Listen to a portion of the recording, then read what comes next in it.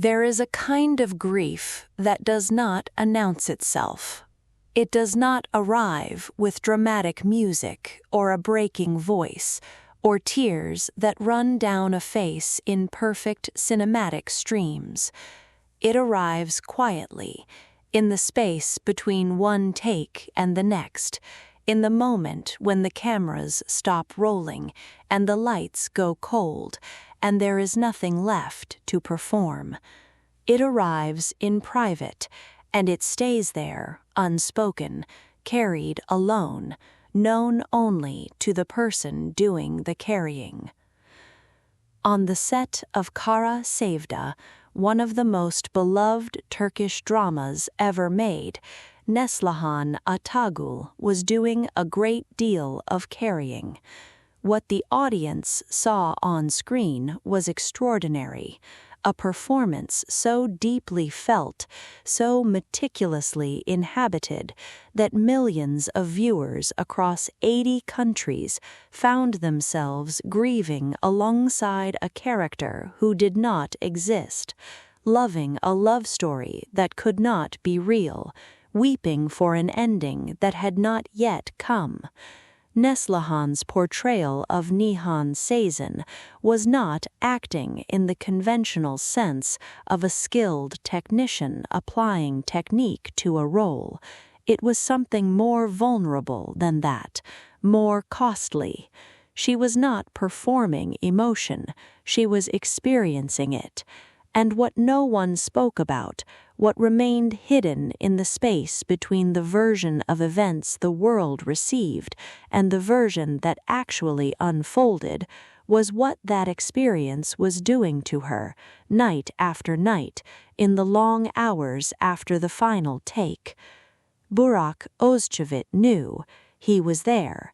He watched it happen, the way you watch something that concerns you deeply when you have agreed out of respect for the other person's dignity not to make it worse by naming it. This is not a story about weakness. It is a story about what it costs to give yourself completely to something, and it begins much earlier than the set of Kara Sevda. It begins with the particular courage it takes to become a person who is capable of that kind of giving at all. Neslihan Atagül was 22 years old when she stepped into the role that would define the first decade of her career. She was not, at that age, someone who had learned to protect herself from the material she worked with. The protective distance that experienced performers sometimes develop, the professional membrane between the self and the character, the ability to go deep and come back without leaving anything behind, she had not yet built that in herself, and perhaps more importantly, she did not want to build it, because she understood, with the instinct of someone born for this work, that the membrane was also the thing that kept the performance from being true. So she chose truth. Every single day on that set, in every scene, she chose the version of herself that was most exposed, most available, most unable to defend against the weight of what Nihan Sezin was carrying. And Nihan was carrying a great deal. The story of Kara Sevda, endless love as the international audience came to know it, was never a simple love story. At its core, beneath the stunning visuals and the iconic music and the extraordinary chemistry between its two leads, it was a story about a woman trapped between two versions of her life. The life she had chosen because she believed she had no other choice, and the life she had always actually wanted, embodied in a man she loved with a completeness that frightened her. Every episode asked Nihan to exist in that impossible space. Every scene required Neslihan to find the interior reality of a woman who was, simultaneously, surviving and slowly breaking. Night after night, Neslihan went home and brought that interior reality with her. There are accounts from people who worked on the production during that period, crew members, assistants, colleagues who moved through the periphery of what was one of the most intense creative environments Turkish television had ever produced, of a young woman who was visibly diminished by the end of certain shooting days, not in a dangerous way, not in a way that required intervention, in the way that a person is diminished when they have spent 12, 14, 16 hours pouring themselves into something that demanded everything they had. She was, in the language people used carefully around her, emptied out. And then she would come back the next morning and do it again. This is where Burak Özçivit enters the story in a way that is rarely discussed with the seriousness it deserves. Burak had his own demands on that set. Kemal Soydere was not a simple role. The physical requirements alone, the fight choreography, the writing, the sheer stamina of carrying the emotional weight of the lead male character through what would eventually run to more than 70 episodes would have been enough to exhaust most performers. But Burak had also always been, whatever his public image projected, an acutely perceptive person. Someone who noticed things, someone who registered the emotional temperature of the people around him and responded to that information with a quietness that could be mistaken for absence, but was actually, on closer inspection, a form of deliberate presence. He noticed what was happening to Neslihan. He did not, by all accounts, make it a subject. He did not call attention to it in the way that would have required her to either confirm it or deflect it. He did not treat her as someone who needed managing or rescuing. What he did, and this is the detail that people who observed it most clearly, was simply adjust. He was more careful with her on the difficult days, more patient in the holding of scenes, more available in the silences that fell between takes, when she was somewhere inside the character and needed a moment to find the way back out. He never said a word about any of it, and neither did she.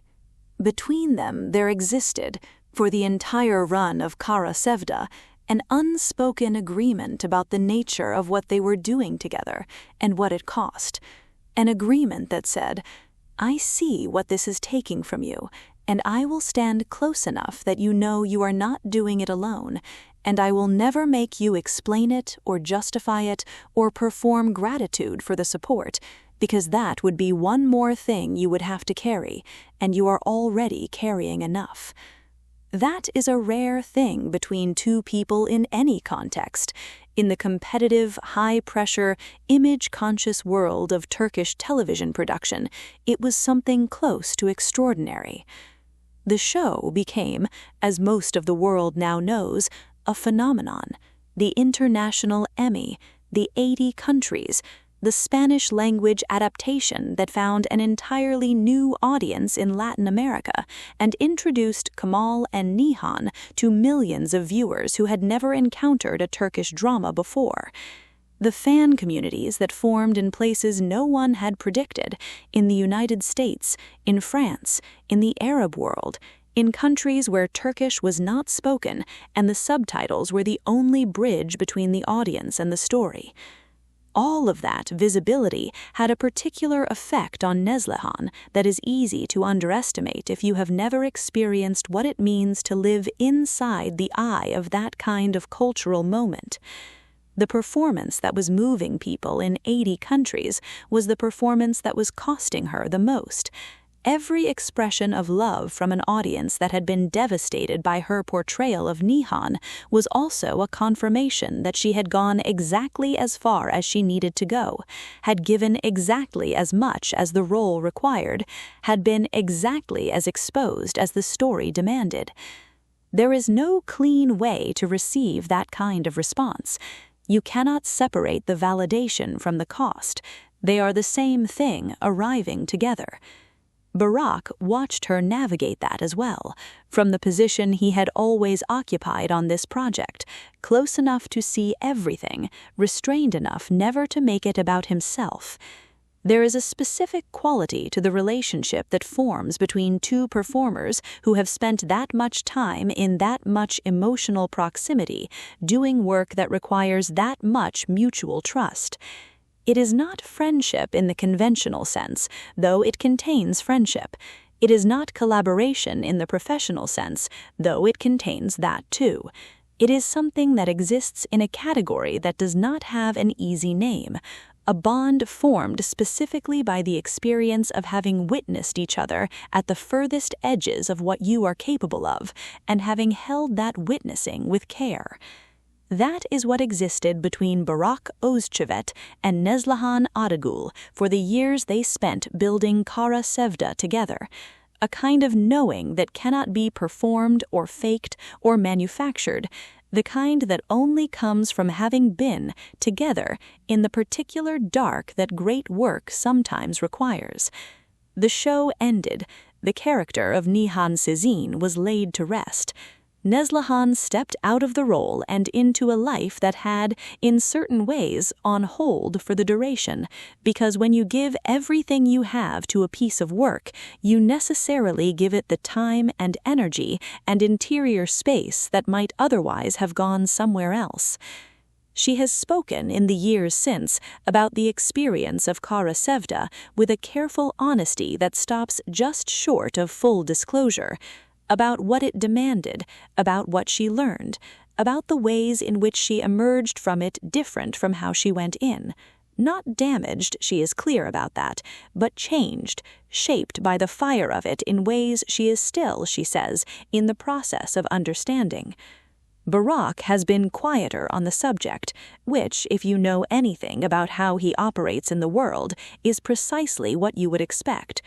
What both of them have said in various ways and various contexts is that Kara Sevda was something they are glad to have done, that it mattered, that the thing it became in the world, the phenomenon, the Emmy, the 80 countries, the generations of viewers who still watch it and weep, was worth the cost of making it. And in that careful, understated agreement, there is everything you need to know about both of them. The work was the point, the cost was part of the work, and what it left behind, in the people who made it, and in the tens of millions of people who received it, was something that does not go away when the credits roll. Neslihan Atagül cried because she was, every night, doing something true, and Burak Özçivit stayed close and stayed quiet because he understood that the truest thing he could do was exactly that: stay and not say a word. Some partnerships do not need words, they only need the willingness to remain. And that, for the entire extraordinary run of one television's greatest love stories, is exactly what he gave her.